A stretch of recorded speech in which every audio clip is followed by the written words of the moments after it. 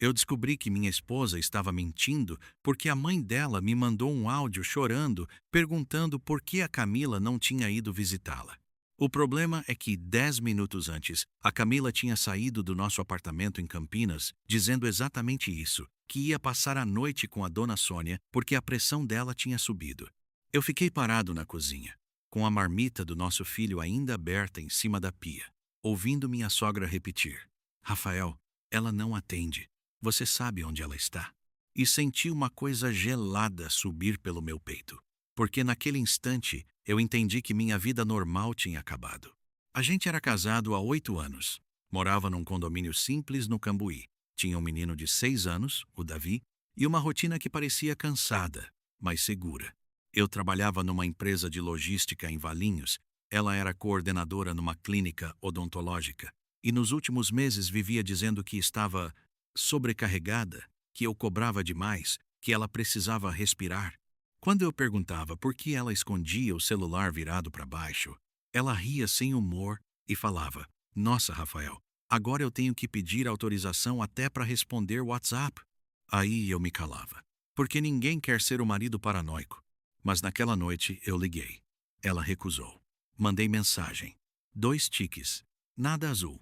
5 minutos depois, ela respondeu: Tô com minha mãe. Ela tá mal. Para de drama. Eu olhei para o áudio da dona Sônia, ainda aberto na tela, e digitei tremendo. Sua mãe acabou de falar comigo.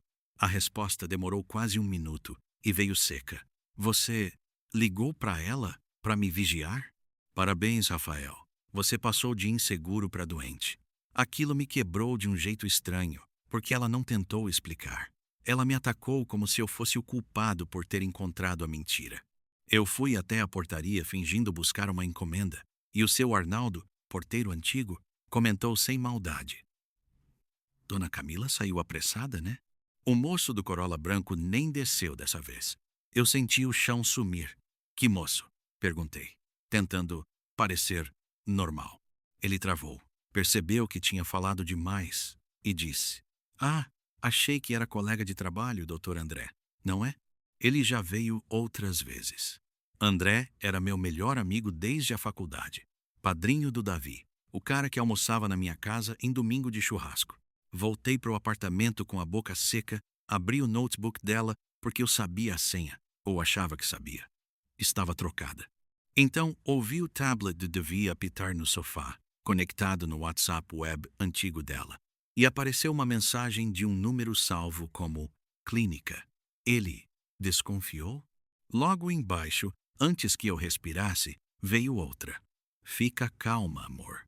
Hoje eu conto para ele do meu jeito. Eu fiquei encarando aquela frase no tablet do Davi como se ela tivesse sido escrita com fogo. Hoje eu conto para ele do meu jeito. Meu primeiro impulso foi ligar para o André e gritar. Perguntar desde quando ele entrava no meu prédio para buscar minha esposa, enquanto meu filho montava Lego no tapete da sala. Mas alguma coisa em mim travou. Talvez medo de ouvir a verdade cedo demais, talvez raiva suficiente para me obrigar a ficar quieto. A Camila sempre dizia que eu era impulsivo, que eu criava tempestade, e naquele momento eu quis, pela primeira vez, não dar a ela a vantagem de me chamar de louco antes de eu entender até onde aquilo ia. Peguei o tablet com a mão tremendo e vi a conversa inteira abrindo aos poucos, porque a internet estava ruim, como se até o Wi-Fi quisesse me torturar. Tinha mensagem de semanas antes. Ele dormiu? O Davi já tá na escola? Hoje não dá. Minha sogra vem aqui. E uma que me atingiu pior que todas. Ele acredita em qualquer coisa quando você fala chorando. Eu li aquilo umas 3 vezes, sentindo vergonha de mim mesmo, porque lembrei de todas as noites em que a Camila deitava de costas para mim, dizendo que estava esgotada, que eu sufocava ela, que eu não entendia o peso que ela carregava, e eu pedia desculpas por feridas que talvez ela mesma estivesse abrindo. Quando ela chegou, quase meia-noite, eu estava sentado na mesa da sala, com o tablet desligado na minha frente. Ela entrou devagar, já com o rosto armado, não assustada, mas pronta. Você acordado ainda? Perguntou, largando a bolsa como se nada tivesse acontecido. Eu disse: Sua mãe me ligou. Ela fechou os olhos, soltou uma risada curta e cruel e respondeu: Claro, porque agora você vai envolver minha mãe no seu surto. Eu falei o nome do André, só isso. O rosto dela mudou por meio segundo e depois voltou mais frio. Você tá nojento, Rafael. O André é seu amigo. Você tem noção do que está insinuando? Eu empurrei o tablet para perto dela e disse: Desbloqueia. Ela olhou para a tela, depois para mim, e naquele silêncio eu vi a mentira procurando uma saída. Não vou participar dessa humilhação, ela disse, pegando a bolsa de novo. Eu levantei rápido demais e ela recuou, não por medo, mas para transformar aquilo em cena. Tá vendo? É isso que você virou. Um homem agressivo, desconfiado, pequeno. Foi aí que o celular dela tocou dentro da bolsa. Ela tentou rejeitar, mas eu vi o nome antes, André. E a mensagem apareceu por cima da tela. Não deixa ele ver o que está no porta-luvas. A mensagem sumiu rápido da tela, mas eu já tinha visto. Não deixa ele ver o que está no porta-luvas. Ah, a Camila apertou o celular contra o peito na mesma hora e falou baixo, controlando a voz. Ei, ei, ei, você está invadindo minha privacidade igual um psicopata. Só que agora tinha alguma coisa quebrada nela também, porque pela primeira vez eu vi nervosismo de verdade. Não era mais aquela segurança fria de quem manipula tudo com calma. Eu perguntei: o que tem no porta-luvas? Ela respondeu na hora: nada. Rápido demais. Ensaiado demais. Peguei a chave do carro em cima do balcão e ela veio atrás de mim pelo corredor do apartamento, sussurrando para não acordar o Davi. Rafael, para com isso agora. Você está passando de todos os limites. Eu apertei o botão do elevador e falei, olhando para frente. Engraçado você falar de limite. Ela mudou de tom imediatamente, como sempre fazia quando sentia que estava perdendo o controle. Encostou na parede, cruzou os braços e disse: Tá bom. Quer saber? Eu pensei em me separar faz tempo. Você me sufoca. Você transformou nossa casa num interrogatório. Era impressionante. Em menos de 5 minutos, eu tinha virado o culpado pela traição dela. Quando chegamos na garagem, ela segurou meu braço com força. Não abre aquele carro. Eu olhei para a mão dela tremendo e senti o estômago afundar mais ainda. Abri mesmo assim. O Corolla do André estava estacionado na vaga de visitante, escondido atrás de uma caminhonete, como se ele tivesse deixado ali para não chamar atenção. Caminhei direto até o carro dele enquanto a Camila repetia meu nome atrás de mim, cada vez mais desesperada. Rafael, escuta, você não sabe da história inteira. Aquilo acabou comigo, porque quem fala isso nunca está inocente. O carro estava destrancado. Até hoje, eu não sei se foi descuido ou confiança demais. Quando abri o porta-luvas, encontrei um envelope pardo grosso e uma chave do nosso apartamento presa num chaveiro antigo do Palmeiras que eu tinha dado para o André anos antes.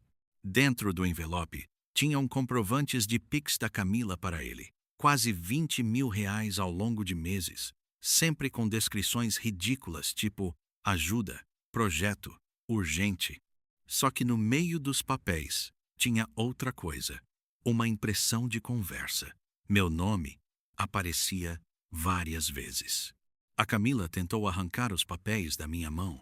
Não lê isso. Mas eu já tinha visto uma frase destacada em amarelo, escrita pelo André. Ele não pode descobrir agora. Camila, principalmente sobre o Davi. Eu juro por Deus que naquele instante o barulho da garagem desapareceu. Eu ouvi só meu coração. Virei lentamente para ela e perguntei: o que o Davi tem a ver com vocês dois? Ela começou a chorar na hora, mas não era culpa, era pânico. E antes que ela respondesse, o elevador abriu atrás da gente e a voz da minha sogra ecoou pela garagem. Camila, você ainda não contou para ele?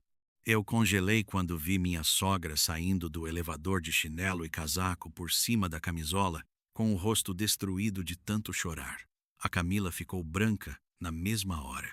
Mãe, vá embora, ela falou baixo, quase implorando. Mas a dona Sônia me olhou daquele jeito que gente mais velha olha quando sabe que a verdade vai destruir alguém.